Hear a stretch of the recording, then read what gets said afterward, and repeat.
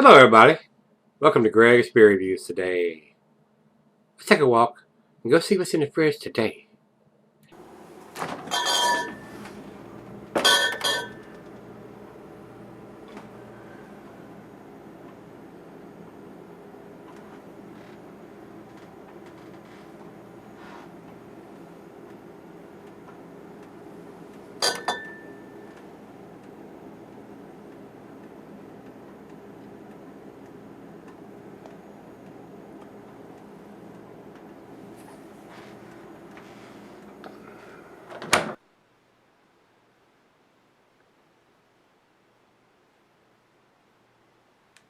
Hi guys, welcome to Gregsbeerreviews today. Look at this great big corked and caged bottle. I'm pretty sure this is a 2014 edition. I reviewed this beer back in 2014, guys, and I had one sent to me by Ryan, and I picked up a couple from Chris at Lucan's Liquor, and Rico sent me one. So I ended up with 4 bottles of this. I did one back fresh in 2014, and we're going to do this one. And again, I'm shouting out Ryan from the one we did back in 2014, and Rico, and also Chris at Lucan's Liquor.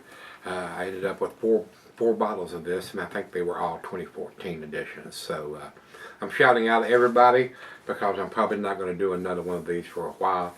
It's been, we're in 2020, and I did the last one in 2014, so it's hard to tell when the next one will be done.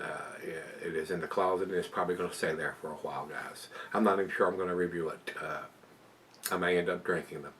So I'm not sure how much longer the beer reviews are going to continue. It is what it is. Been doing it for 10 years, and the beer mail packages are still coming in, but not like they were. And when it comes to the point where I don't have one to repost every day, that's what will happen, guys. So with that being said, I am now officially retired. Got rid of the gun store and not in the cabinet business any longer. Be 63 on the 12th of January, and I am officially retired.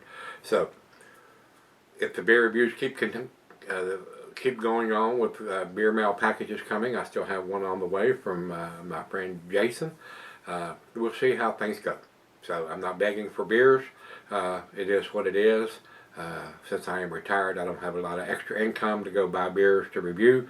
So if you see that I haven't posted one, it's probably come to the point where I'm not going to post them every day. So with that being said, I couldn't find it on Beer Advocate. It's probably there somewhere, but they make Sierra Nevada makes so many different beers, and Beer Advocate doesn't differentiate between the years. I couldn't find it. I mean, I'm sure somebody will post, oh, here it is. Okay, I don't jump through a lot of hoops. I spent about 10 minutes trying to find it, couldn't find it, so Beer Advocate's out on this one. Untapped has it listed at 12.9%, which is what this one is, and 62 IBUs. Says here, barrel-aged Narwhal is our deliciously dark Imperial Stout aged in Kentucky bourbon barrels. Barrel aging is a strange science that mellows some characteristics of the original beer while intensifying others. Narwhal's aggressive roastiness has calmed, but the rich chocolate-like malt backbone is brought to the fore. Black as midnight, this intense stout is complex with notes of cocoa and espresso balanced with hints of vanilla and toasted coconut from the oak cask. Nearly as rare as its nautical namesake. Try barrel-aged Narwhal while you can, because like the creatures itself, it will soon dive into the depths and leave nary a trace behind. And I've done a bunch of different versions of the regular Narwhal, but it's been quite a while, like in 2014 since I did a barrel-aged version, and this is another 2014. For some reason was able to get my hands on 3 or 4 of these in 2014. They are kind of rare around here, so I haven't been able to get my hands on a newer version or a fresher version since then, but I really haven't been looking. So with that being said, again, shout out to Chris, Ryan, and Rico. So that is all we need to talk about, so let's stop talking and see if I can wiggle this cork out. Sometimes I can, sometimes I can't, guys. It depends on the beer a lot of times. Well, this one is moving, so I probably can get this one open. Here we go. Listen for the pop. Not a big pop. And we're going to go right straight down the center on this pour. It probably has a date on it, but I can't see a black ink on a dark brown bottle with a black beer inside of it, guys. But we'll take a closer look and see if I can see a date on it when I come back for the final chug. Usually it's right here on the front above the Narwhal label. About a half a finger of head on that pour. Very dark beer. Good looking beer. Over to the light. Good looking beer. Really good looking beer. Final beer of the evening for me. To the nose we go. And I did an exceptional long video the last time in 2014 on this beer. It was over 20 minutes. I'm not going to do that this time, guys. Rich roasted malt. Hints of the bourbon barrel aging. Maybe a little bit of black molasses. May even be some dark fruit in there. It's cold right out of the fridge. But I am getting the bourbon notes, I am getting the roasted malt, and a hint of some black molasses. So, it smells pretty nice. Let's dive in. Cheers, everybody, and cheers to everyone that contributes beers to Gregsbeerreviews over the years. I do appreciate everybody that sends me beers, breweries, subscribers. It is appreciated. So that's what's kept me on the air and kept everything going, guys. And when it slows down, it is what it is. So to continued beer, craft beer brewing success, this is a cheers to everyone. 2020 is going to bring a lot of different things for this guy, hopefully. Hopefully I'll be around for 2021. I'm doing the best I can, so I hope I am. So as long as I have beers to review, we'll do it. And when I don't, we won't. Cheers.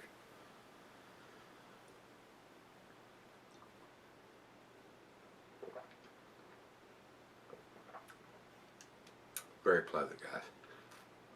The bourbon notes are not off the chain. There are stronger bourbon beers out there. This one seems to be very smooth for almost 13%, 12.9. To me, it seems like it has cellared very well. A very pleasant, a very tasty beer. Not a cheap beer to buy, but you can drink it fresh, or you can cellar it. It seems to cellar very, very well.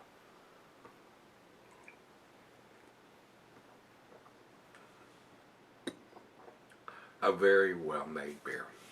Sierra Nevada does some really tasty stuff, guys. They do. And they've been in business for a long time, and they have a massive, they probably go to all 50 states.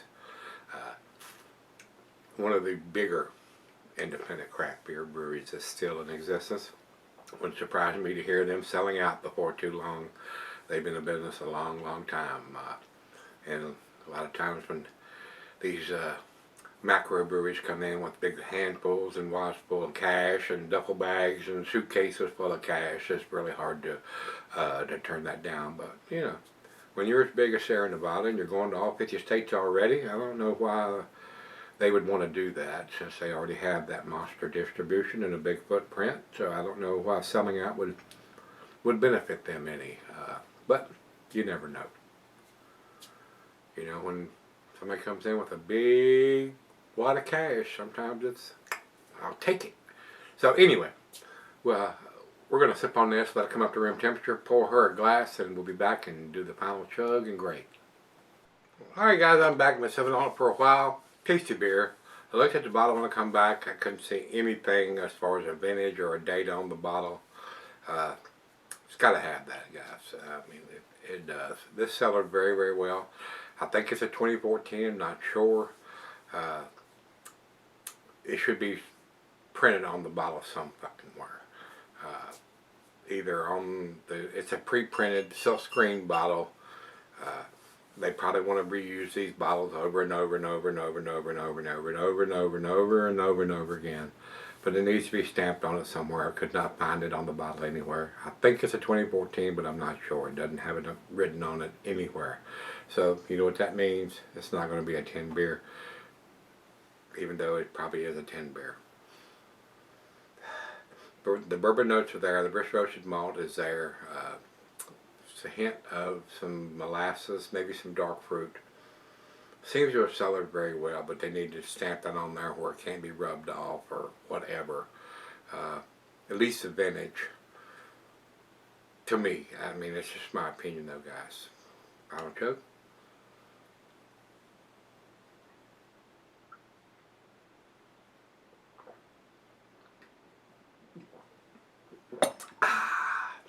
Very tasty beer, great final beer of the evening, which it is for me.